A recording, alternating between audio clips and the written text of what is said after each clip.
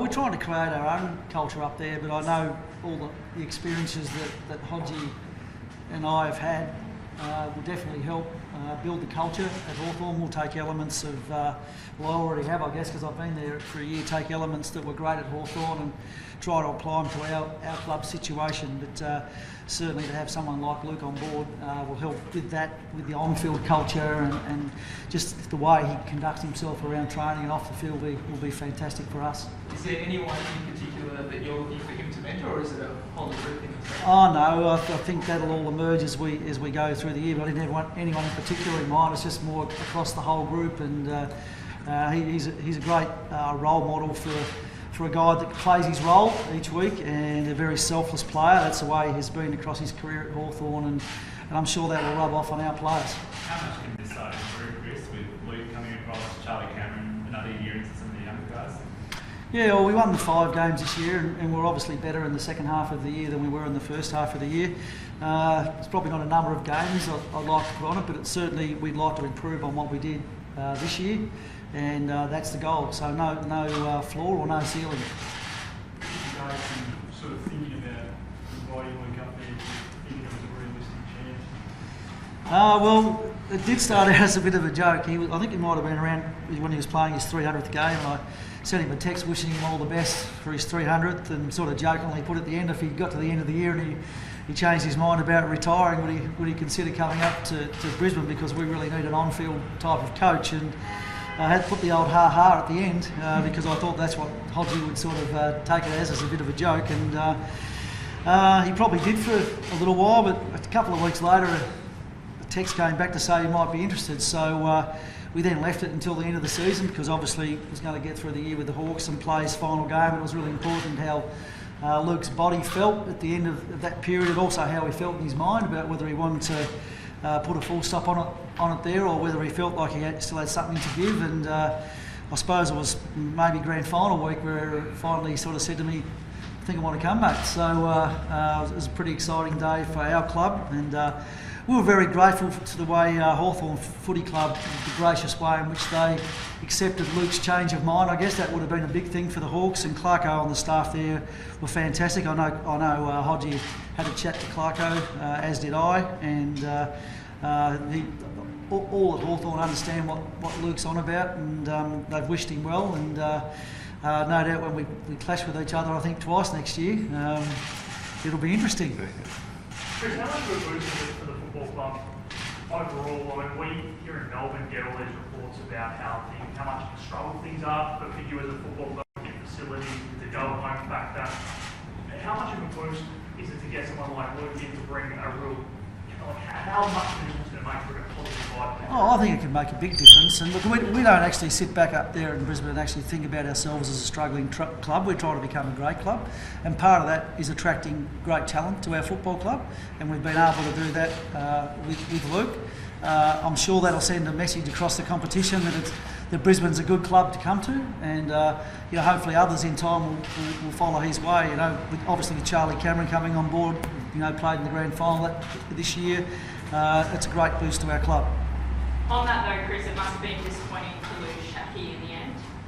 Yeah, it's always disappointing to lose players, but look, Josh in the end was really strong about wanting to come home, and I'm a fairly humane sort of a person, and I really understood what his motivation was, and the deal was that if we could get a decent deal done with the club, that we'd allow that to occur, and as it turned out, that happened with the Bulldogs late in the trade period, so we're really happy for him.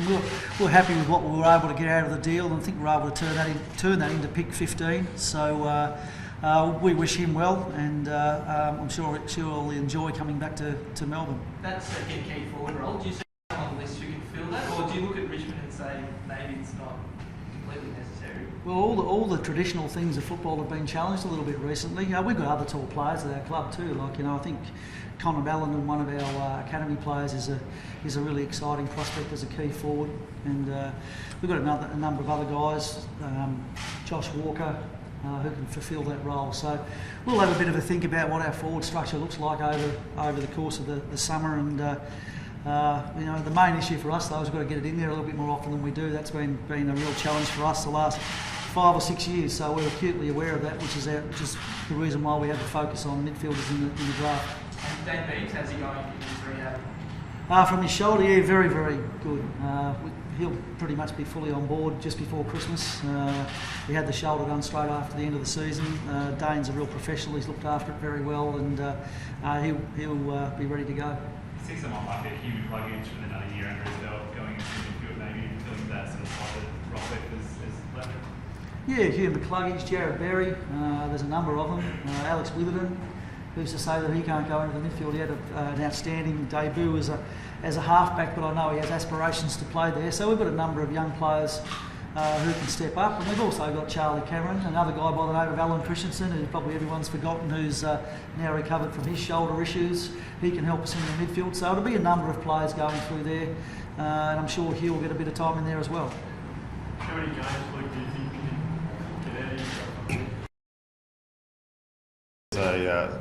AFL season's a long season, so I think one thing Fags has sort of mentioned, that he wants to see me go and sort of help the younger guys, but also at times me take a few games off to sort of see how they handle and who wants to take that next step up and use their voice and direct. So once again, we'll have to see how the body's going throughout the season. Obviously, see what the coaches are thinking as well. Do you see yourself in the Hawks games? Pardon? Will you see yourself in the Hawks games? I'm actually not sure when that is. 9 and 17, but I think it's probably going to be one of the more weirder experiences in football, but at the same time, I'm going to enjoy it. I've already had a bit of banter the last couple of days from a few of the boys, and I went away for a few, probably 3 or 4 days with about 10 of them. So there's no doubt it's going to be different on the day, but you'll see how we go when we come to it. You wouldn't consider appointing it altogether, would you? I wouldn't have thought so.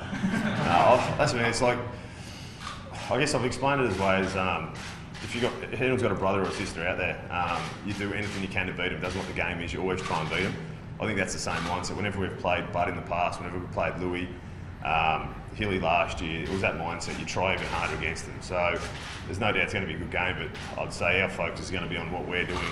It's probably going to be more the media and more the supporters that are probably going to be focused on that. You try and get a match up with Jack. What's that? Try and get a match up with Ruffy. With Ruffy, he's a bit too big for me. I'll just try and help out whoever's on him.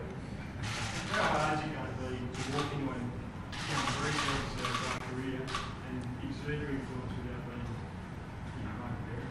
I think I'll talk to Jordan Lewis a bit about how he did it. I'm pretty vocal being at Hawthorn for so long, but I think my plan is at the start is to just sort of sit back and assess and sort of see how things go. There's nothing worse than an old guy coming in and trying to tell people what to do from the get-go. So I'll speak to a couple of the other guys, a couple of former teammates, how they sort of started when they got to a new club. But I guess I'll talk to Fags a bit about it as well, see how things go first. You spoke about getting a text from Clarko on the deadline day. Were you at all concerned? I was talking to Johnny Brown, have a lunch, and he sent through a text saying, not sure what's going to happen. And with that, I sort of, Clarko's, he likes to spend most of his time annoying people. I've seen if you could stir people up. So I finished my lunch, sent a text back, and then I think it was about 3 minutes later, I got a photo from Paul with Nobes and Righty doing the deal. So I think he was just trying to stir me. Just on that, there were some reports about Gold Coast and Mark Evans making a profile. Is there any truth to that? This year, no. Didn't have any contact with any other clubs? Well, Paul probably would have had contacts from other clubs, but none that I took serious. I think when I retired at Hawthorn, I retired because the young guys played that good of football that pretty much got Hawthorn back into contention to play finals. You put back in Frawley, Stratton, Virgil. That's an extra kid going out. What appealed to me with Fags is, and what he said, with Brisbane have such a good young list, I think the only really senior person down in the back line is Richie. So to sort of go and help him out and help develop the young guys, as I sort of did this year, is probably my main goal. What does Chris Fagan make you? It's obviously a fair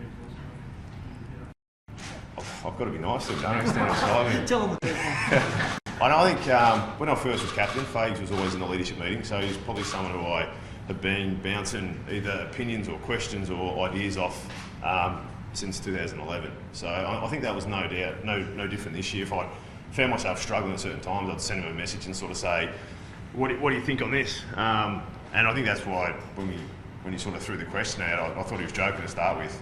And then towards the end of the year, when we sort of started talking after the season, we got a bit more serious. And I sort of like where Brisbane have positioned himself. I think the last 18 months, listen to the players up there and how they talk about the place. Zorko at the end of the year said, yeah, they didn't have the best year as far as win-loss and finish on the bottom, but the atmosphere around the place and the players wanted the season to keep going.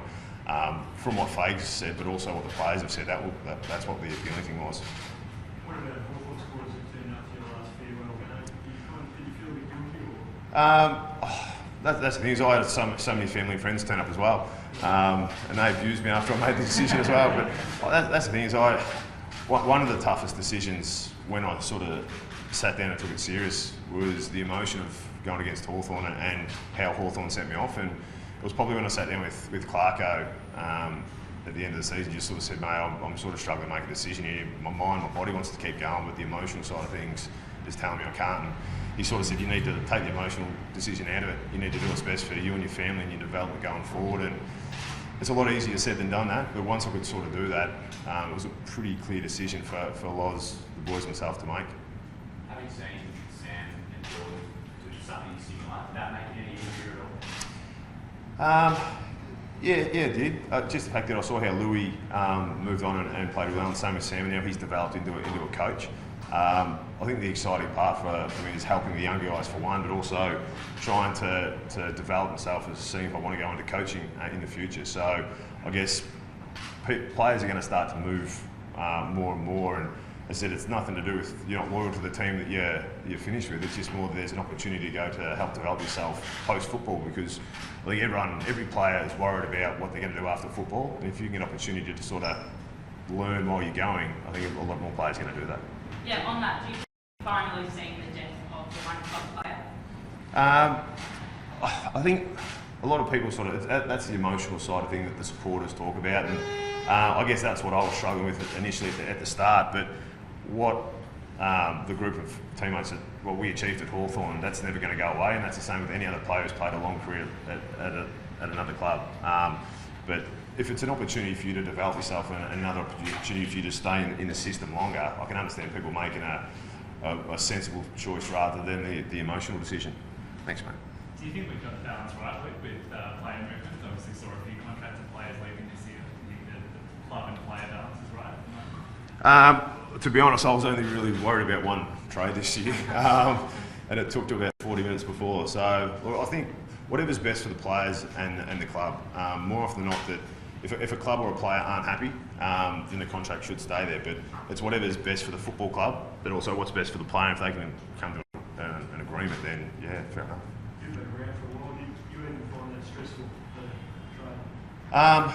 I guess more so that you wait with a wife and kids. That's the stress. If it was just you, yeah, I can understand how people would be nervy and that. But I was more worried about putting plans into place for getting the kids into schools if it was going to happen and how it was going to happen. So once it all went through, it was a bit of a relief. But then we could sort of start to focus on, I guess, the next things with the move up there.